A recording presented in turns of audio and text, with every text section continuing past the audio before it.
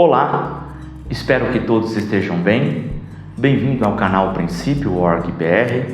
Meu nome é Samuel Cunha e nós estamos aqui fazendo um estudo detalhado do Evangelho de Jesus Cristo segundo Mateus. A encarnação de Jesus Cristo é um dos maiores mistérios do cristianismo. João, um outro evangelista, testemunhou isso e escreveu de uma maneira muito bonita, dizendo que no princípio era o Verbo, e o Verbo estava com Deus, e o Verbo era Deus. E depois ele continua dizendo: e o Verbo, Jesus Cristo, se fez carne e habitou entre nós, e vimos a sua glória, como que ele fosse uma testemunha ocular desta encarnação e desta vida, dessa história, né? E vimos a sua glória, a glória como do unigênito do Pai. Carne, mas também unigênito do Pai.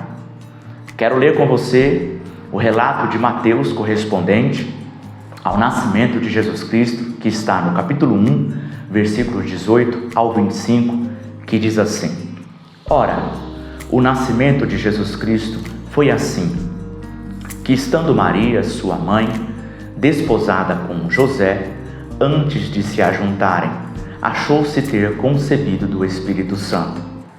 Então José, seu marido, como era justo e a não queria infamar, intentou deixá-la secretamente. E, projetando ele isto, eis que em sonho lhe apareceu um anjo do Senhor, dizendo: José, filho de Davi, não temas receber a Maria, tua mulher, porque o que nela está gerado é do Espírito Santo. E dará à luz um filho, e chamarás o seu nome Jesus, porque ele salvará o seu povo dos seus pecados. Tudo isso aconteceu para que se cumprisse o que foi dito da parte do Senhor pelo profeta que diz: Eis que a Virgem conceberá e dará à luz um filho, e chamá-lo-ão pelo nome de Emanuel, que traduzido é Deus conosco. E José, despertando do sono, fez como o anjo do Senhor lhe ordenara, e recebeu a sua mulher.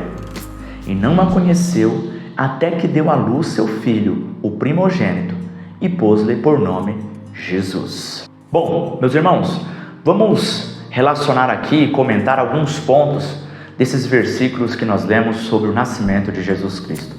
No versículo 18 nós vemos a expressão desposada. Essa expressão, essa palavra é o mesmo nos nossos dias, como se fosse noivado. Um homem e uma mulher estão noivos, tá certo? Mas na cultura judaica daquela época, era como se fosse um contrato de compromisso de casamento, tá certo? Então, se houvesse infidelidade, adultério, nesse período de noivado, vamos chamar assim, teria umas consequências como se fosse um adultério de um casamento normal, tá certo? Inclusive até mesmo para ter o distrato era necessário um divórcio formal para realizar esse distrato, tá? Então a expressão desposada é muito semelhante a um noivado, e que eles não tinham a relação, não dormiam na mesma cama, não estavam morando juntos, mas eles tinham um contrato de compromisso de casamento, tá certo? É interessante a gente observar isso para compreender melhor a história. No versículo 19 nós vemos o testemunho bíblico dizendo que José era um homem justo. Isso significa que ele era um homem honrado. Nós percebemos pelo relato que, além de ser um homem misericordioso, ele amava também a Maria, né? Ele diz, não queria infamar, ou seja, expor ela à vergonha. A situação que José estava passando era uma situação delicada, né? Ele era noivo de Maria e ela se encontra grávida, sem eles nunca terem tido relação sexual. Naturalmente, ele estava suspeitando de adultério, de infidelidade. Até que um anjo, em um sonho, transmite essa mensagem para ele, e aqui ele demonstra também uma coisa que nós podemos observar, uma fé grande de algo que nunca aconteceu, mas aquela mensagem que ele recebeu, ele creu naquela palavra, tá certo? Para ele desmanchar esse distrato, ele precisaria apenas de 2 testemunhas. Então, ele estava projetando secretamente como ele poderia fazer esse distrato desse noivado, né? Como é que eu posso me separar de Maria de uma maneira em que ela não tenha as consequências, ou seja, acusada, ou seja, apedrejada como se fosse uma adúltera, né? Porque ele amava ela e não queria expor ela à vergonha. José considerava a possibilidade de Maria ter adulterado. O relato nos dá esta impressão, esta mensagem de que José pensava: Maria me traiu, mas eu não quero que ela tenha as consequências desse adultério. Como é que eu posso livrar ela da morte, livrar ela desta vergonha, livrar ela desse apedrejamento, tá certo? Então, nesse momento, o anjo transmite essa mensagem e José acredita e obedece, né? Isso é importante. A obediência é uma evidência da fé da palavra.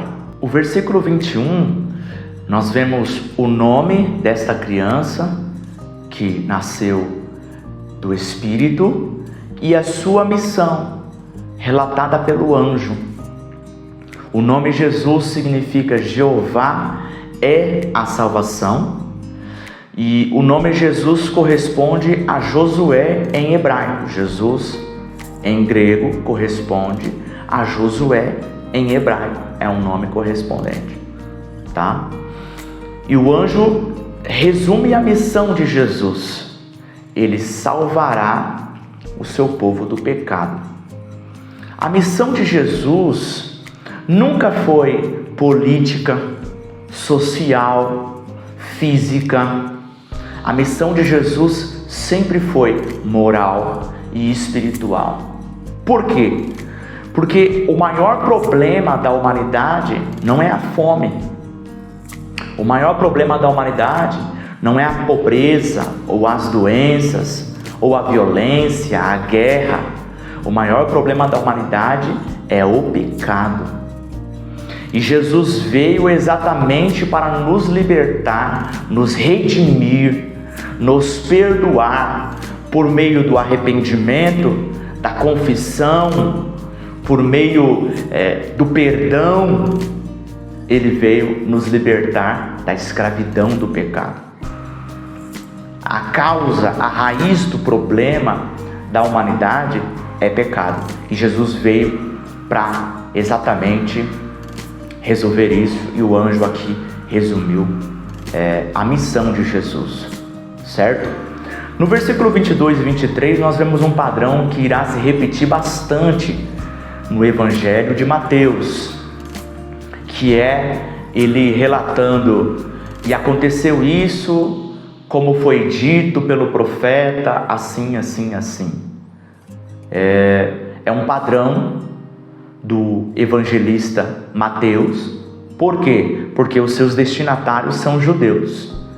E aqui são argumentos que ele está dando, como está escrito, como estava previsto acontecer, como foi antecipado pelos profetas, pelo Pentateuco, pelos Salmos, pelo Antigo Testamento, que nós chamamos de Antigo Testamento, às vezes na Bíblia a lei e os profetas. Como foi previsto e profetizado, Jesus cumpriu essas profecias. Então o versículo 22 e 23 vai se repetir muitas vezes nesse evangelho, tá?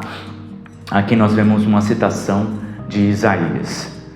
No versículo 24, nós vemos a expressão que José recebeu Maria em sua casa, porém não teve relações sexuais com ela até o período de nascer este bebê. O formato, a expressão, o tempo verbal grego aponta para que o que parece ser óbvio no Evangelho, nos Evangelhos, que depois do nascimento de Jesus, José e Maria tiveram a sua vida de casal normal, mantendo relações sexuais, tá certo? Inclusive nós temos texto textos nos evangelhos que falam dos irmãos de Jesus, dos outros filhos de José, né? Tá claro isso nos evangelhos. Mas também nós vemos aqui um relato que nega que Maria tenha ficado virgem por toda a vida, uma virgem perpétua, tá certo? Depois do nascimento de Jesus, eles tiveram uma vida de casal normal, tá? Bom, esse capítulo 1 tem como propósito mostrar que Jesus, ele nasceu conforme foi previsto pelas Escrituras. Nasceu em Belém, ele é descendente de Davi, uma mulher virgem, e o propósito dele, como está antecipado, como previsto, como profetizado no Antigo Testamento, salvar o povo do pecado, tá certo? No mistério da encarnação, o Filho do Homem nasce de uma mulher, porque ele é homem, mas também nasce do Espírito, pois ele é Deus também. Filho, porque é filho de Deus. Homem, porque é humano. Jesus veio na terra para resgatar a mim e a resgatar você daquilo que nos escraviza, daquilo que nos prejudica, daquilo que nos destrói, daquilo que impede eu e você de termos uma vida abundante, uma vida de paz. Paz consigo mesmo, paz com os outros e paz com Deus. A única maneira de nós termos paz com Deus é por meio de Jesus Cristo, se arrependendo dos nossos pecados, tendo fé na boa notícia que Ele transmitiu para todos nós por meio da palavra de Deus. Essas pessoas que escreveram esses livros da Bíblia são testemunhas, foram discípulos de Jesus, e eles deram a sua vida por conta desse testemunho, tá certo? Então nós cremos nisso. O Espírito Santo testifica com o nosso espírito de que essas palavras são verdade, de que Jesus existiu, de que Ele nasceu de uma virgem, de que Ele nasceu do Espírito e que Ele veio para nos salvar do nosso pecado. Vamos continuar esse estudo e venha comigo para poder aprender um pouco mais da palavra do Senhor Jesus.